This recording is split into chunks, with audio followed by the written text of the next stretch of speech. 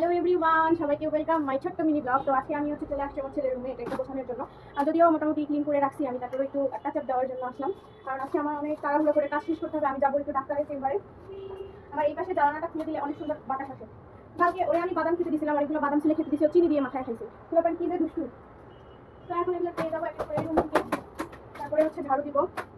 তো এই মোটামুটি এই রুমটা গোছানো হয়ে গেল। আমি কিন্তু ওইদিকে রান্নাও করতেছি গাইস, আমার রান্না চলতেছে, প্লাস আমি কাজ শেষ করতে আসলাম।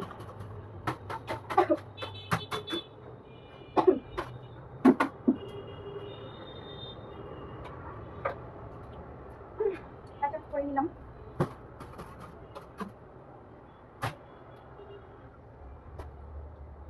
তো এই হচ্ছে সাদাফের রুম।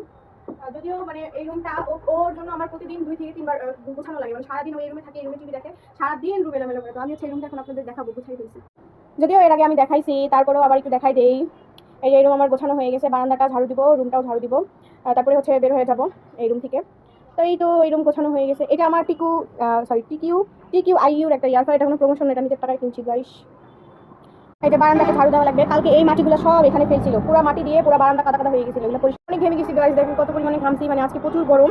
আমি রান্নাও করতেছি। তো রান্না করতেছি হচ্ছে আজকে আলু দিয়ে মুরগির লেয়ার না পাকিস্তানি আই ডোন্ট নো, ওটা রান্না করবো।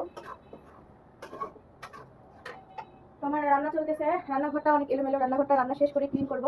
এখন চলে যাব আমি আমার বেডরুম ক্লিন করতে। দেখেন ডাইনিং টেবিলের অবস্থা, এটা আমার পুচ্চের কাজ, ও সারাদিন বাসা মানে ঘুরে এলোমেলো এলোমেলো। আমার বেডরুম ক্লিন করবো, এটাতে যদিও সারাদিন আমি এলোমেলো করি না, আমি তো বুঝি কষ্ট হয় কাজ করতে, তো তারপরেও আর কি করার, বাচ্চার জন্য একটু একটু তো হয়। এখন আমি আমার বেডরুম করবো, আমি অনেক ঘেমে গেছি গাইস, প্রচুর গরম।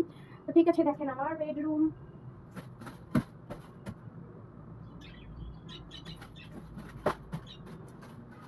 আমার বেডরুমটাও মোটামুটি এলোমেলো হয়ে আছে সাদাফের জন্য, মানে ও সারাদিন ওর ড্রেস আপ নামায় পরে এইগুলো করতে করতেই সারাদিন গুছাইতেই আমার জীবন চলে যায়। আজকে অনেক গরম পড়ছে গাইস, মানে এত গরম, বৃষ্টি হওয়ার কথা ছিল, বৃষ্টি না হয়ে গরম পড়ছে। তো এগুলো ওরে আমি আজকে পড়ায় নিয়ে যাবো সাদাফকে।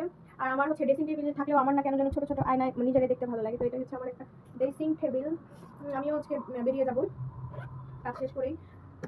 প্রচুর গরম, প্রচুর গরম লাগতেছে, কি আর করার, গরম লাগলেও তো কাজ করতেই হবে। তো গামছা সব চেয়ার ছিল। তো এটা হচ্ছে আমার একটা ছোট্ট বসার জন্য গোল একটা টেবিল, যেখানে আমি বেডরুমে রাখি, এখানে আমি মাঝে মাঝে বসি। বসা কম হয় আমার, বসাটা খুব একটা হয় না, আমি আমার একটু অলস প্রকৃতির লোক, তো শুয়ে থাকতেই পছন্দ করি, বুঝেছেন। তো মোটামুটি ডাইনিং করতেছি, আমার বেডরুমটা ক্লিনই থাকে সবসময়। এখন আমি রান্না কাছে যেতে হবে, রান্নাঘরে যেতে হবে, রান্নাঘরটা মোটামুটি এলোমেলো হয়ে আছে। গামছাগুলো রেখে নেই, দরজার পিছনে রেখে দিব। প্রচুর গরম লাগতেছে। আর আমার একটু আগে আমার পাখিদের খেতে দিয়ে দিছি, যে আমার পাখিগুলা, আমার শখের পাখি। যাই দেখি যে রান্নার কি অবস্থা, অনেক গরম আমি একদম সিদ্ধ হয়ে গেছি ঘেমে টেমে। রান্না করতে আসে আমার, এই জন্য রান্না করতে আসলে মূলত ভালো লাগে না। এই যে আমার চিকেনটা আসলে আমার বাচ্চা খুব পছন্দ করে।